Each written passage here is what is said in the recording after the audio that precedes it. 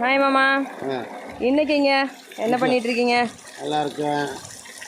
இல்லை தமிழ்நாட்டில் தண்ணி இல்லைன்னு சொல்கிறேன். எல்லாமே வேஸ்டான பேச்சு. தண்ணி இங்கே மாதிரி எங்கேயுமே இல்லை. பாருங்க, ஜாலியாக நம்மளாம் கூட தண்ணி கிடைக்காது.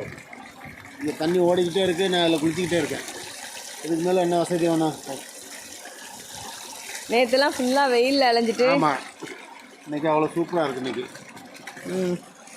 இந்த மாதிரி கிடைக்காது இந்த வெயிலில். அதனால தான் நான் அந்த ஊரில் குளிக்காமல் நேராக இங்கே பிறந்த ஊருக்கு வந்தோம். அத்தியத்து இதான் அத்தியத்துன்னு சொல்லுவேன். எங்கள் ஃபாதருடைய ஊர்.